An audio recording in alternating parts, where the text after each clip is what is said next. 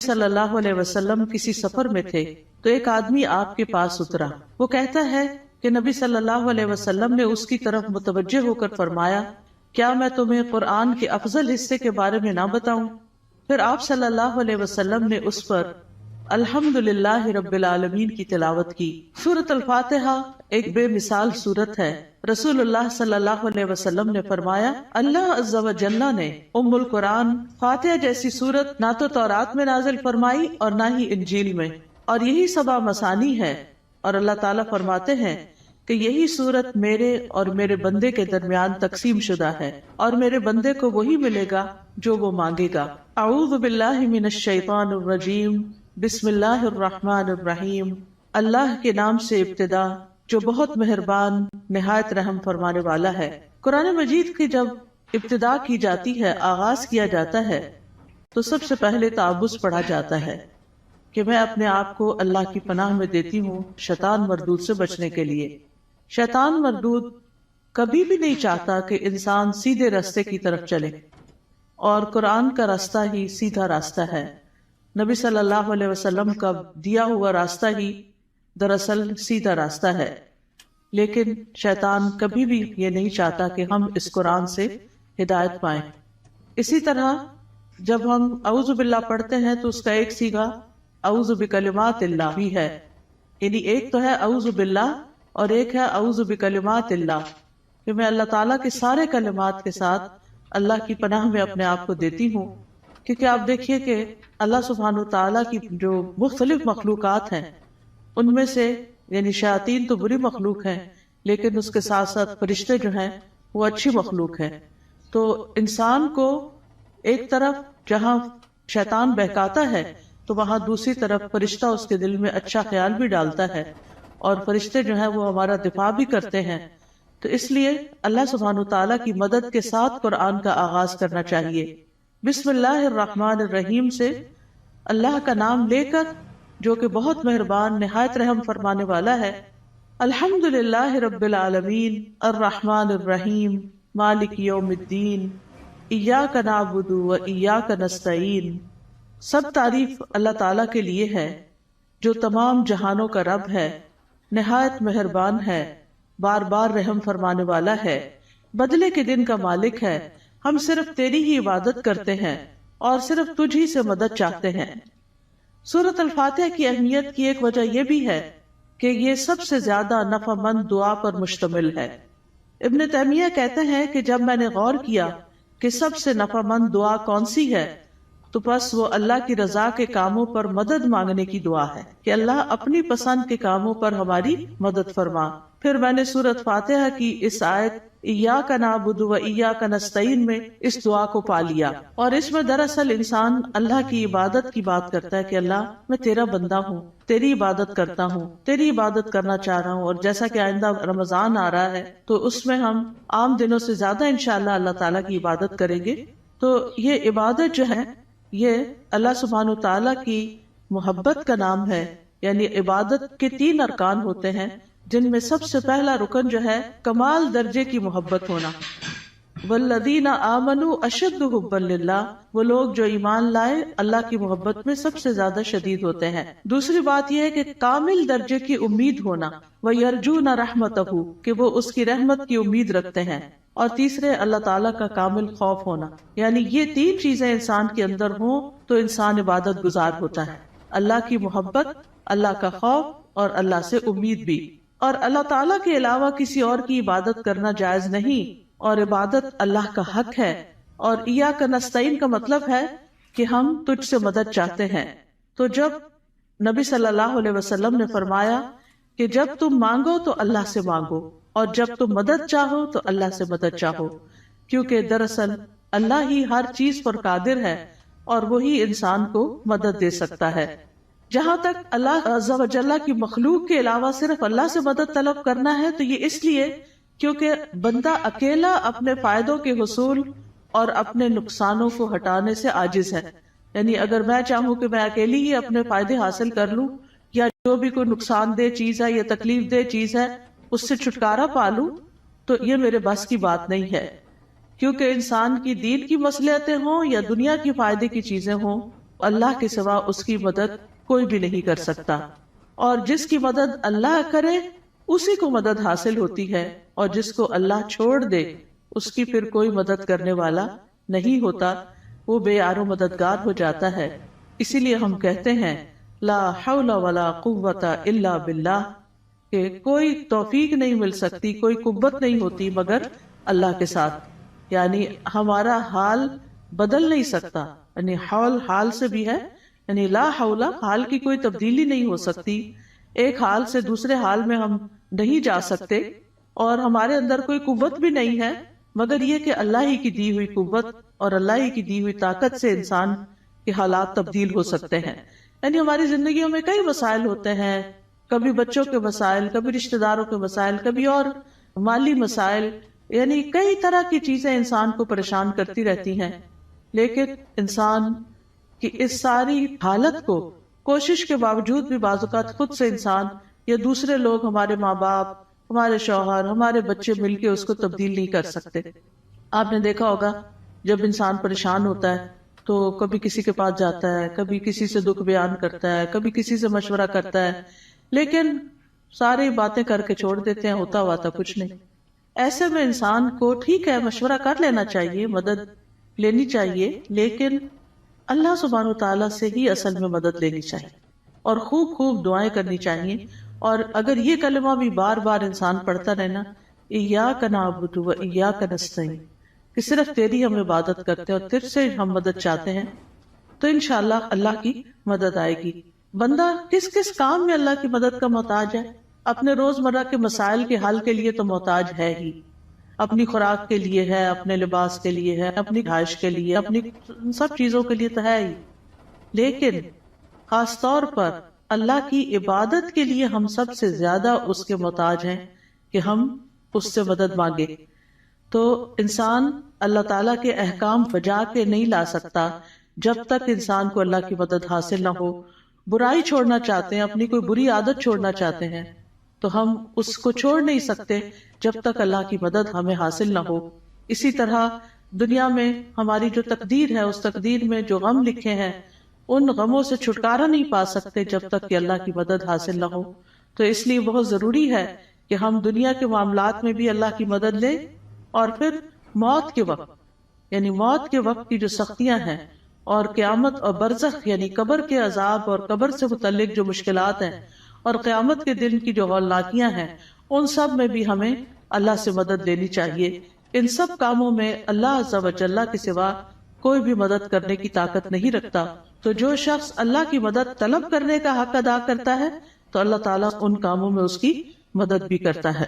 اہدنا الصراط المستقیم، تو ہمیں سیدھا راستہ دکھا، کیونکہ ہدایت سب سے بڑی ضرورت ہے جو انسان مانگتا ہے اللہ تعالیٰ سے۔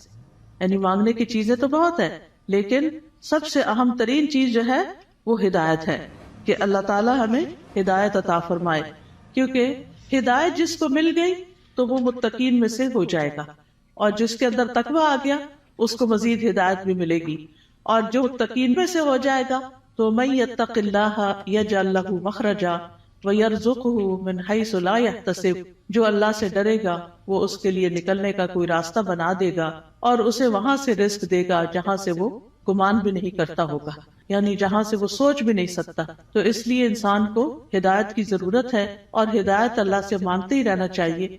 آپ دیکھیے کہ حیرانی کی بات ہے کہ دن میں 5 نمازوں کی ہر رکعت میں ہم سورۃ فاتحہ پڑھتے ہیں۔ سورۃ فاتحہ کے اندر ہم اللہ سے ہدایت ہی مانگتے رہتے ہیں کہ اللہ تو ہمیں ہدایت دے دے، ہمیں ہدایت دے دے۔ یعنی انسان کو مل بھی جائے تو بھٹکنا بڑا آسان ہوتا ہے، دل کا ٹیڑھا ہونا بڑا آسان ہوتا ہے۔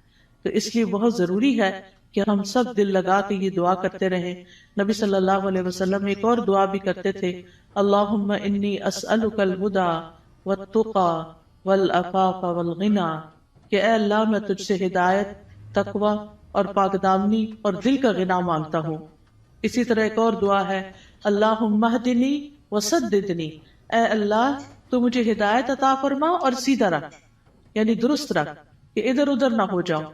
اسی طرح نبی صلی اللہ علیہ وسلم تہجد کے وقت اللہ تعالیٰ سے سیدھے رستے کی ہدایت کی دعا مانگتے تھے، اور اپنی تہجد کی نماز شروع ہی اس دعا سے کرتے تھے۔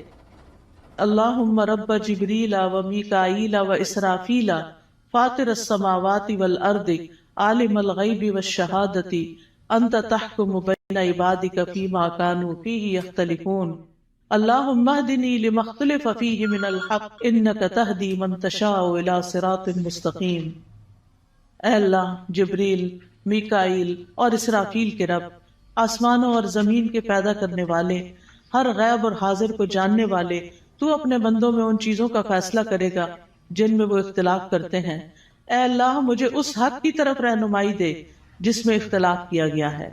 یقیناً تو جس کو چاہتا ہے سیدھے راستے پہ چلاتا ہے۔ یعنی جن چیزوں میں لوگ اختلاف کر رہے ہیں کہ یہ سیدھا راستہ ہے کہ نہیں، تو اللہ مجھے اس میں سیدھا راستہ دکھا دے۔ اب دیکھیں، ایک تو ہوتا ہے کہ ہم دین کی طرف نہ آئیں، لیکن ہم جب دین کی طرف آ بھی جاتے ہیں نا، تو اس میں بھی لوگ، کوئی کہتا ہے یہ کرو، کوئی کہتا ہے وہ کرو، تو انسان پھر کنفیوز ہوتا ہے کہ میں کیا کروں اور کیا نہ کروں۔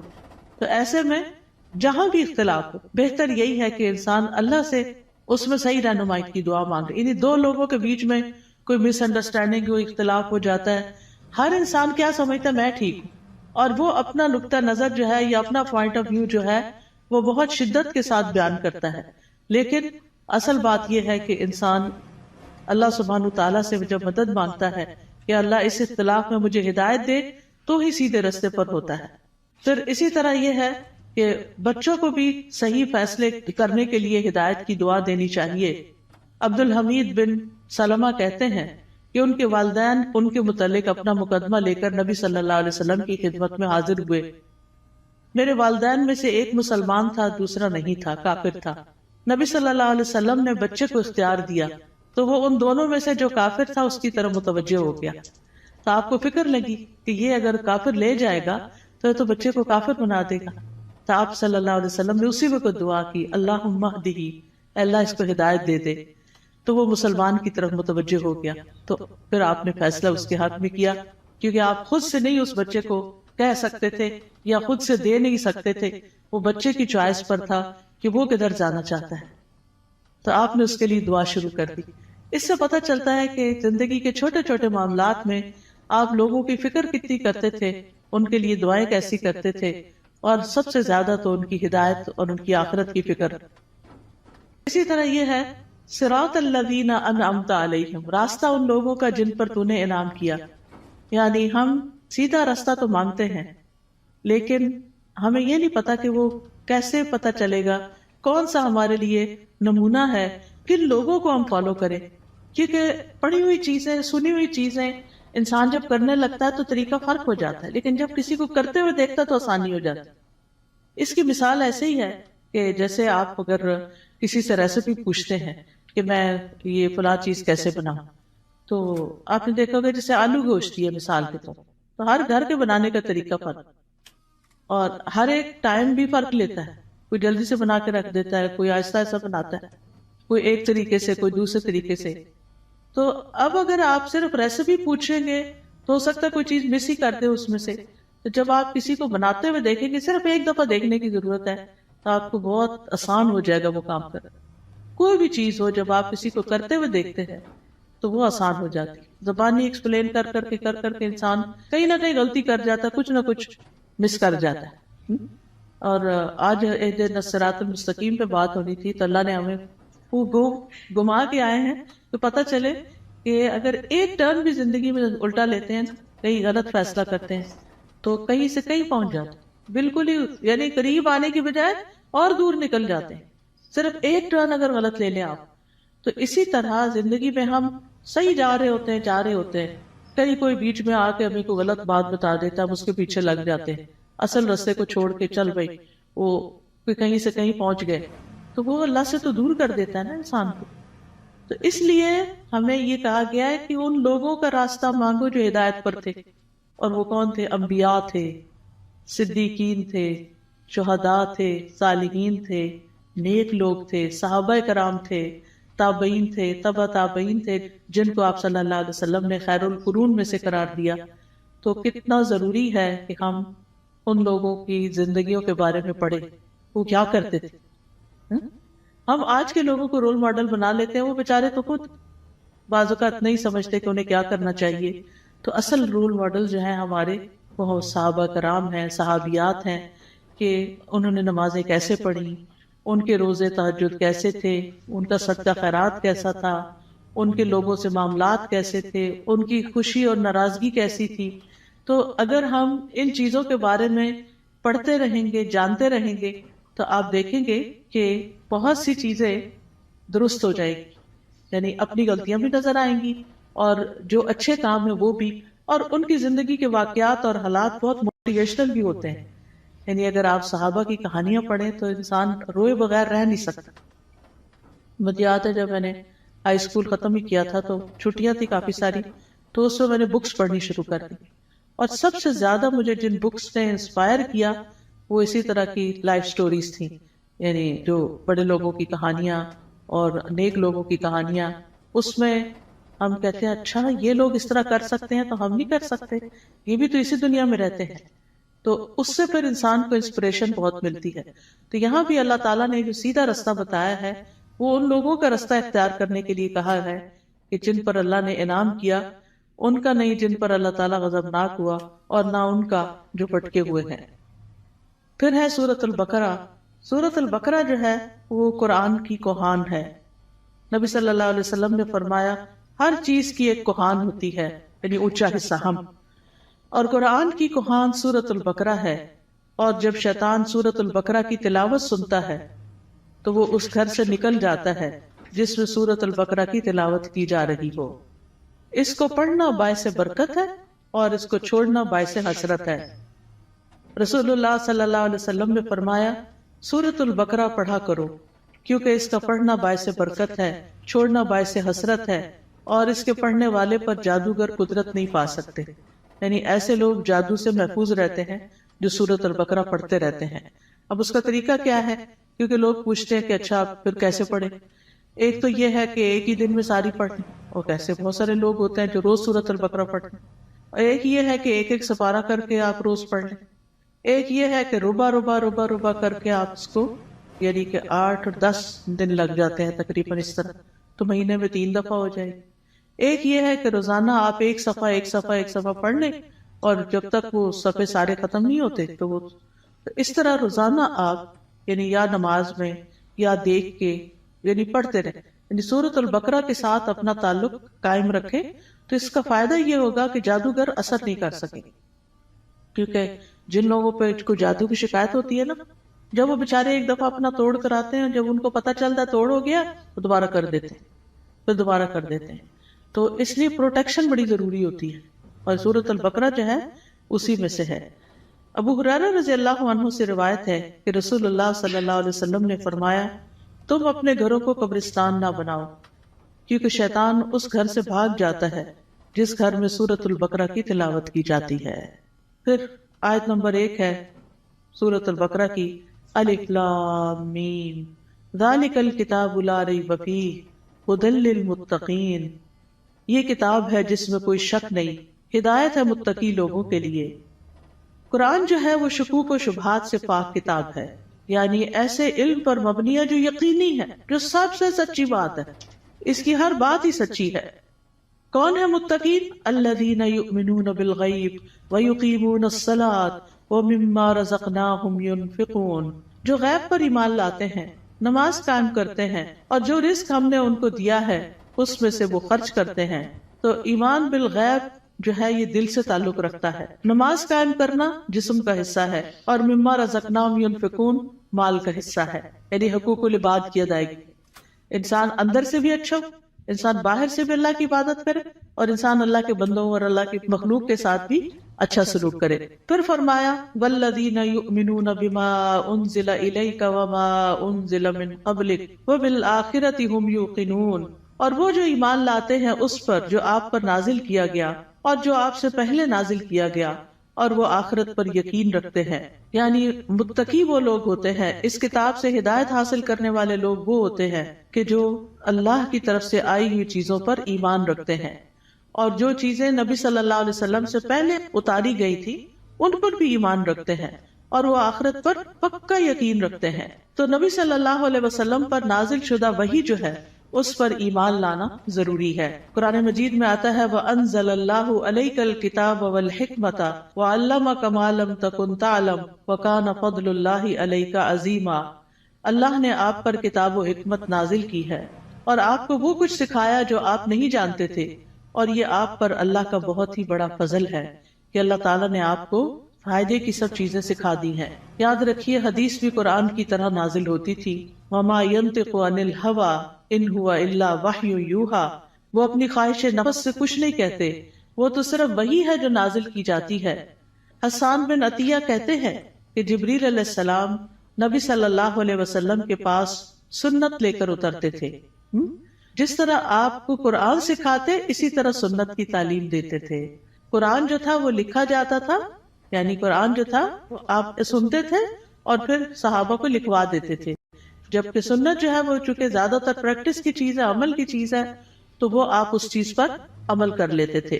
نبی صلی اللہ علیہ وسلم نے ہمیں بھی تلقین کی ہے کہ ہم اس قرآن و سنت کو مضبوطی سے پکڑے رکھیں۔ رسول اللہ صلی اللہ علیہ وسلم نے فرمایا میں تم میں دو چیزیں چھوڑے جا رہا، تم ہرگز گمراہ نہیں ہوگے جب تک ان دونوں کو مضبوطی سے نہ تھام لو، ایک اللہ کی کتاب اور دوسرے اس کے نبی کی سنت ہے۔ وَبِالْآخِرَةِ هُمْ يُوقِنُونَ، اور آخرت پر وہ یقین رکھتے ہیں۔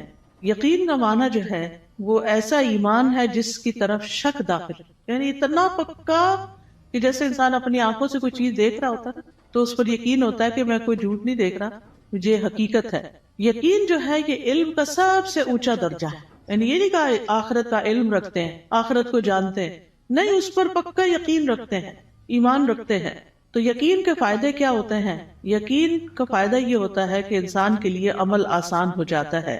انسان کو اللہ تعالیٰ سے یقین مانگنا چاہیے۔ ابو بکر رضی اللہ عنہ دعا میں یہ کلمات کہتے تھے اللہم ہب لی ایمانا و یقینا و معافاتا و نیتا، اے اللہ مجھے ایمان اور یقین اور عافیت اور اچھی نیت عطا فرما۔ اولئک علی ھدی من ربہم واولئک ھم المفلحون، یہی لوگ اپنے رب کی طرف سے ہدایت پر ہیں اور یہی لوگ دراصل فلاح پانے والے ہیں۔ اس کے بعد فرمایا بے شک وہ لوگ جنہوں نے کفر کیا ان کے لیے برابر ہے کہ آپ انہیں ڈرائیں یا نہ ڈرائیں، وہ ایمان نہیں لائیں گے۔ اللہ نے ان کے دلوں اور ان کے کانوں پر مہر لگا دی ہے اور ان کی آنکھوں پر پردہ ہے اور ان کے لیے بہت بڑا عذاب ہے۔ گناہ جب دل پہ پے در پے آتے ہیں تو دل کو بند کر دیتے ہیں، اور جب اسے بند کر دیتے ہیں تو اللہ کی طرف سے ٹھپا اور مہر لگ جاتی، پھر ایمان اندر نہیں داخل ہوتا، اس لیے پھر انسان کا کفر سے چھٹکارا پانے کا کوئی رستہ نہیں رہ جاتا۔ ختم اللہ علی قلوبہم، اور پھر کان بھی نہیں سنتے اور آنکھیں بھی نہیں دیکھتی، کہیں سے بھی عبرت نہیں ہوتی، انسان ایسے ہی جانوروں کی طرح زندگی گزار کر پھر اللہ کے پاس چلا جاتا ہے اور وہاں جا کر بہت بڑے عذاب کا سامنا کرتا ہے۔ اس کے بعد ایک تیسرے گروہ کی بات کی گئی اور وہ ہے منافقوں کا گروہ۔ وَمِنَ النَّاسِ مَن يَقُولُ آمَنَّا بِاللَّهِ وَبِالْيَوْمِ الْآخِرِ وَمَا هُمْ بِمُؤْمِنِينَ، لوگوں میں سے کچھ ایسے بھی ہوتے ہیں جو کہتے ہیں ہم اللہ اور یوم آخرت پر ایمان لائے، حالانکہ وہ مومن نہیں ہوتے۔ وہ اللہ کو دھوکہ دیتے ہیں اور ان لوگوں کو جو ایمان لائے، اور نہیں وہ دھوکہ دیتے مگر اپنے آپ ہی کو، اور وہ اس کا شعور نہیں رکھتے۔ فی قلوبہم مرض فزادہم اللہ مرضا ولہم عذاب علیم بما کانوا یکذبون، ان کے دلوں میں ایک بیماری ہے تو اللہ نے ان کی بیماری کو اور زیادہ کر دیا اور ان کے لیے دردناک عذاب ہے، اس لیے کہ وہ جھوٹ بولتے تھے۔ تو یہ کون سی بیماری ہے؟ یہ دنیا کی محبت کی بیماری ہے۔ اس وجہ سے وہ اللہ سبحانہ و تعالیٰ کی عبادت نہیں کرتے، اسی وجہ سے وہ آخرت کی فکر نہیں کرتے، اسی وجہ سے وہ نبی صلی اللہ علیہ وسلم کی سنت کو کوئی اہمیت نہیں دیتے، کیونکہ جب دل دنیا کی طرف جھک جاتا ہے اور اس کے اندر بڑھتا چلا جاتا ہے، جو دنیا میں ہی سکون پاتا ہے، دنیا سے محبت کرتا ہے، وہ دل پھر آخرت سے غافل ہو جاتا ہے، اور جب آخرت سے غافل ہو جاتا ہے تو پھر اللہ سبحانہ و تعالیٰ ایسے بندے کو اس کے نفس کے حوالے کر دیتے ہیں، اور پھر آخرت میں اس کے لیے دردناک عذاب ہے۔ اور جب ان سے کہا جاتا ہے کہ زمین میں فساد نہ کرو تو وہ کہتے ہیں کہ ہم تو اصلاح کرنے والے ہیں۔ خبردار، بے شک وہی لوگ فساد کرنے والے ہیں لیکن وہ شعور نہیں رکھتے۔ اور جب ان سے کہا جاتا ہے ایمان لاؤ جس طرح لوگ ایمان لائے تو کہتے ہیں کیا ہم ایمان لائیں جس طرح بے وقوف ایمان لائے ہیں؟ خبردار، یقیناً وہ خود ہی بے وقوف ہیں لیکن وہ جانتے نہیں ہیں۔ اور جب ان لوگوں سے ملتے ہیں جو ایمان لائے تو کہتے ہیں ہم ایمان لائے، اور جب اپنے شیطانوں کے پاس تنہا ہوتے ہیں تو کہتے ہیں یقیناً ہم تو تمہارے ساتھ ہیں، ہم تو صرف مذاق کرنے والے ہیں۔ یعنی ایسے لوگ ہر ایک سے بنا کے رکھنے کی فکر کرتے ہیں اور کسی کو اس لیے ناراض نہیں کرنا چاہتے کہ ان سے پھر کوئی دنیا کا نقصان نہ ہو جائے. لیکن حقیقت یہ ہے کہ یہ لوگ دین کا مذاق اڑاتے ہیں اور دین کے ساتھ نان سیریس رویہ اختیار کرتے ہیں. تو اس لیے اللہ یستہزئ بہم، جیسے یہ عمل کرتے ہیں ویسے ہی ان کی جزا ہے. اللہ بھی ان سے مذاق کرتا ہے اور انہیں ان کی سرکشی میں مہلت دیے جا رہا ہے تو وہ بھٹکتے پھرتے ہیں. یعنی اللہ سبحانہ وتعالی کا ان کے ساتھ استہزاء یہ ہے کہ وہ ان کے بدبختی کے اعمال اور خبیث حالات کو ان کے سامنے مزین کر دیتا ہے. یعنی انہیں اپنی برائیاں جو ہیں وہ اچھی لگنے لگتی ہیں، جیسے جھوٹ بولنا، دھوکہ دینا، کہنا یہ تو سمارٹنس ہے، دیکھو میں نے فلاں کو کیسے بیوقوف بنایا، اور پھر تنہائی میں بیٹھ کے اس پہ ہنستے ہیں. تو یہ چیزیں جو ہیں یہ انسان کے اپنے ہی لیے نقصان دہ ہوتی ہیں. اولئک الذین اشتروا الضلالۃ بالہدی فما ربحت تجارتهم وما كانوا مهتدین. یہی وہ لوگ ہیں جنہوں نے ہدایت کے بدلے گمراہی خرید لی، تو نہ ان کی تجارت ہی فائدہ مند ہوئی اور نہ ہی وہ ہدایت پانے والے تھے. ان کی مثال اس شخص کی طرح ہے جس نے آگ جلائی، تو جب آگ نے اس ماحول کو روشن کر دیا اللہ ان کا نور لے گیا اور انہیں اندھیروں میں چھوڑ دیا، وہ دیکھ نہیں پاتے. یعنی ان کے دل کا نور ختم ہو گیا ان کے اپنے اعمال کی وجہ سے.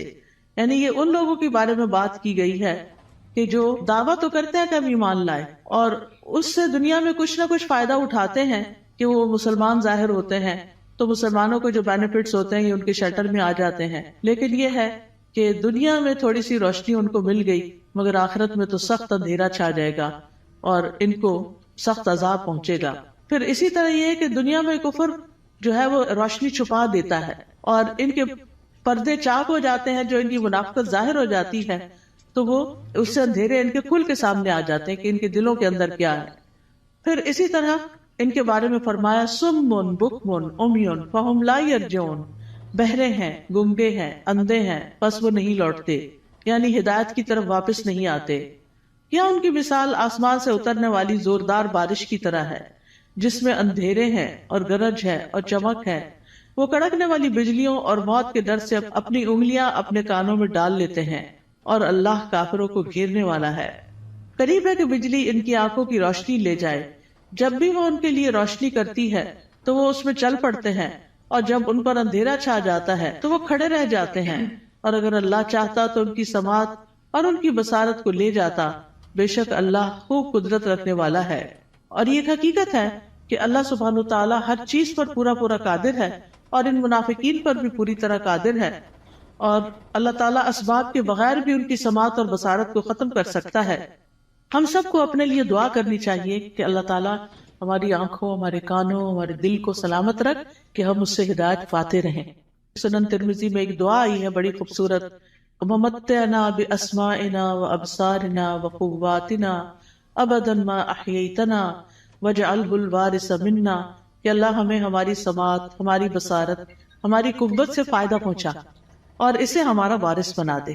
پھر اس کے بعد اگلا رکوع شروع ہے، یا ایھا الناس اعبدوا ربکم الذی خلقکم والذین من قبلکم لعلکم تتقون. اے لوگوں اپنے رب کی عبادت کرو، الذی خلقکم جس نے تمہیں پیدا کیا، اور ان لوگوں کو بھی جو تم سے پہلے تھے، تاکہ تم بچ جاؤ، یعنی برے عذاب سے بچ جاؤ. تو عبادت کی بات پہلے بھی ہو چکی کہ ہمیں اللہ نے اپنی عبادت کے لیے پیدا کیا ہے، اور عبادت میں انسان کو اللہ تعالیٰ سے شدید محبت بھی کرنی ہوتی ہے اور اس سے ڈرنا بھی ہوتا ہے اور اس سے امید بھی رکھنی ہوتی ہے. پھر فرمایا الذی جعل لکم الارض فراشا والسماء بناء وانزل من السماء ماء فأخرج به من الثمرات رزقا لكم فلا تجعلوا لله اندادا وانتم تعلمون. وہ جس نے تمہارے لیے زمین کو فرش اور آسمان کو چھت بنایا اور آسمان سے پانی نازل کیا اور اس پانی سے تمہارے لیے پھل بطور رزق پیدا کیے، بس تم اللہ کے ساتھ کسی کو شریک نہ ٹھہراؤ حالانکہ تم جانتے ہو. اور اگر تمہیں اس قرآن میں شک ہے جو ہم نے اپنے بندے محمد پر نازل کیا صلی اللہ علیہ وسلم، تو اسی طرح کی ایک صورت تم بھی بنا لاؤ اور اللہ کے سوا اپنے گواہوں یعنی مددگاروں کو بھی بلا لو اگر تم سچے ہو. فَإِن لَّمْ تَفْعَلُوا وَلَن تَفْعَلُوا فَاتَّقُوا النَّارَ الَّتِي وَقُودُهَا النَّاسُ وَالْحِجَارَةُ أُعِدَّتْ لِلْكَافِرِينَ. پھر اگر تم نے ایسا نہ کیا اور تم ہرگز نہ کر سکو گے تو بچو اس آگ سے جس کا ایندھن انسان اور پتھر ہیں، جو کافروں کے لیے تیار کی گئی ہے، اور خوشخبری دے دیجیے ان لوگوں کو جو ایمان لائے اور انہوں نے نیک عمل کیے۔ تو خوشخبریاں کس کے لیے ہیں؟ گڈ نیوز کس کے لیے ہیں؟ جو ایمان لا کر اچھے کام کرتا ہو، کہ ان کے لیے ایسے باغات ہیں جن کے نیچے نہریں بہتی ہیں، جب انہیں ان باغوں میں سے کسی قسم کا پھل کھانے کو دیا جائے گا تو وہ کہیں گے یہ تو وہی ہے جو اس سے پہلے بھی ہم دیے گئے، اور انہیں اس سے ملتے جلتے پھل دیے جائیں گے۔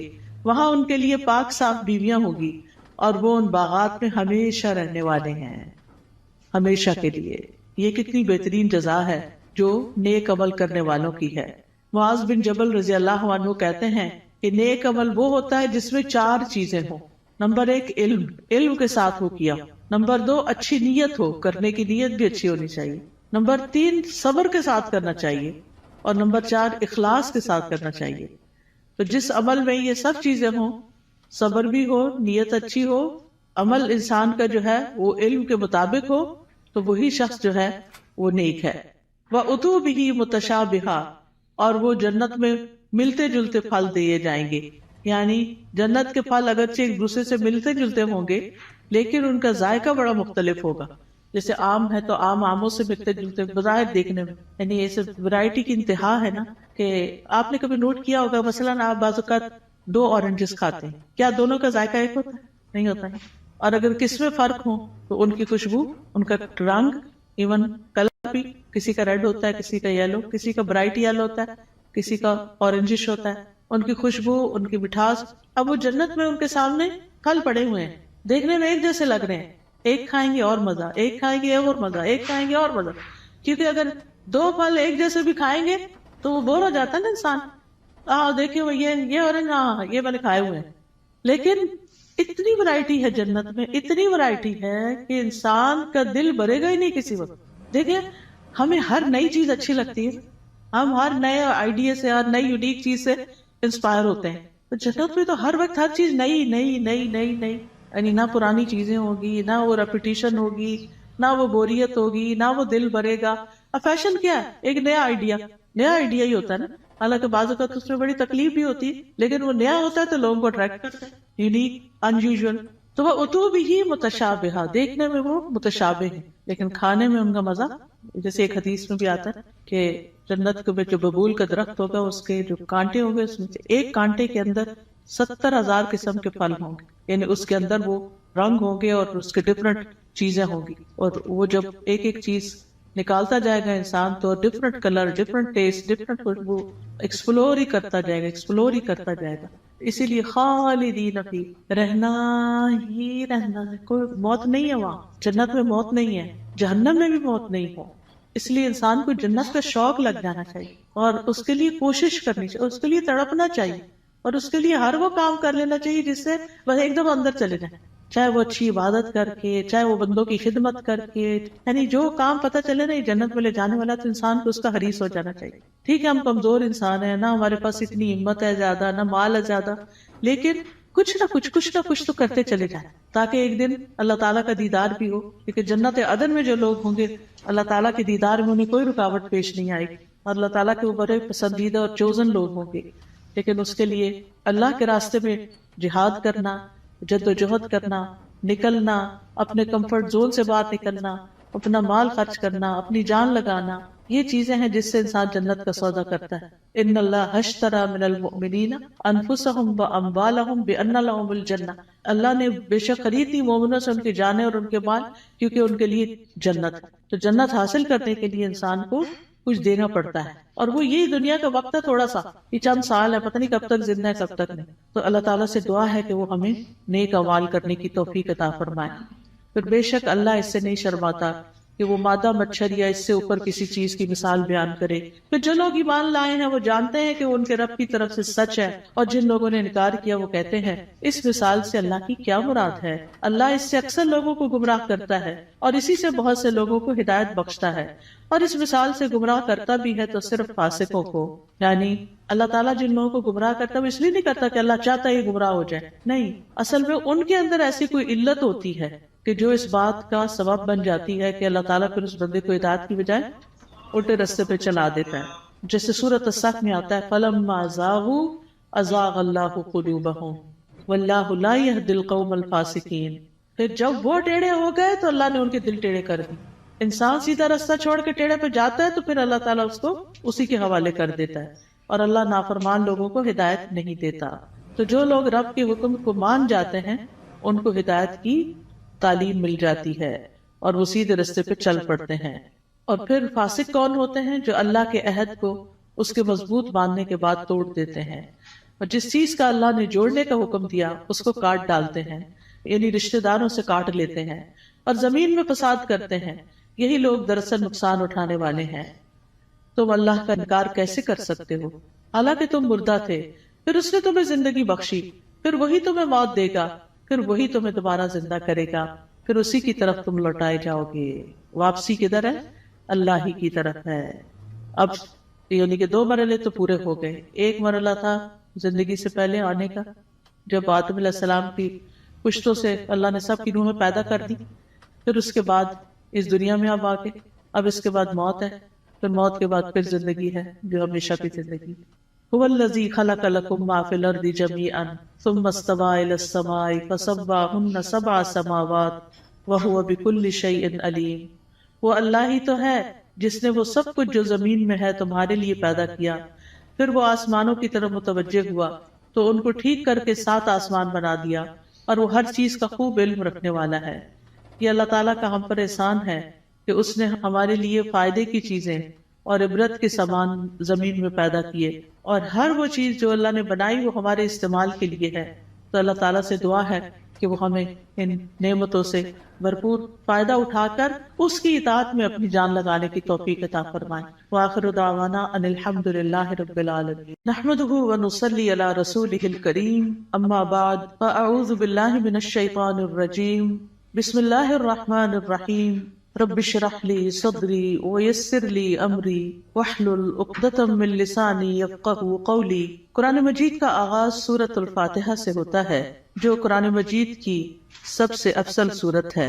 نبی صلی اللہ علیہ وسلم کسی سفر میں تھے تو ایک آدمی آپ کے پاس اترا. وہ کہتا ہے کہ نبی صلی اللہ علیہ وسلم نے اس کی طرف متوجہ ہو کر فرمایا، کیا میں تمہیں قرآن کے افضل حصے کے بارے میں نہ بتاؤں؟ پھر آپ صلی اللہ علیہ وسلم نے اس پر الحمدللہ رب العالمین کی تلاوت کی. سورۃ الفاتحہ ایک بے مثال سورت ہے. رسول اللہ صلی اللہ علیہ وسلم نے فرمایا، اللہ عز و جل نے ام القرآن فاتحہ جیسی سورت نہ تو تورات میں نازل فرمائی اور نہ ہی انجیل میں، اور یہی 7 مثانی ہے. اور اللہ تعالیٰ فرماتے ہیں کہ یہی سورت میرے اور میرے بندے کے درمیان تقسیم شدہ ہے، اور میرے بندے کو وہی ملے گا جو وہ مانگے گا. اعوذ باللہ من الشیطان الرجیم. بسم اللہ الرحمن الرحیم. اللہ کے نام سے ابتدا جو بہت مہربان نہایت رحم فرمانے والا ہے. قرآن مجید کی جب ابتدا کی جاتی ہے، آغاز کیا جاتا ہے، تو سب سے پہلے تعوذ پڑھا جاتا ہے کہ میں اپنے آپ کو اللہ کی پناہ میں دیتی ہوں شیطان مردود سے بچنے کے لیے. شیطان مردود کبھی بھی نہیں چاہتا کہ انسان سیدھے راستے کی طرف چلے، اور قرآن کا راستہ ہی سیدھا راستہ ہے. نبی صلی اللہ علیہ وسلم کا دیا ہوا راستہ ہی دراصل سیدھا راستہ ہے. لیکن شیطان کبھی بھی یہ نہیں چاہتا کہ ہم اس قرآن سے ہدایت پائیں. اسی طرح جب ہم اعوذ باللہ پڑھتے ہیں تو اس کا ایک صیغہ اعوذ بکلمات اللہ بھی ہے، یعنی ایک تو ہے اعوذ باللہ اور ایک ہے اعوذ بکلمات اللہ، کہ میں اللہ تعالیٰ کے سارے کلمات کے ساتھ اللہ کی پناہ میں اپنے آپ کو دیتی ہوں. کیونکہ آپ دیکھیے کہ اللہ سبحانہ تعالیٰ کی جو مختلف مخلوقات ہیں ان میں سے یعنی شیاطین تو بری مخلوق ہیں، لیکن اس کے ساتھ ساتھ فرشتے جو ہیں وہ اچھی مخلوق ہیں. تو انسان کو ایک طرف جہاں شیطان بہکاتا ہے تو وہاں دوسری طرف فرشتہ اس کے دل میں اچھا خیال بھی ڈالتا ہے، اور فرشتے جو ہیں وہ ہمارا دفاع بھی کرتے ہیں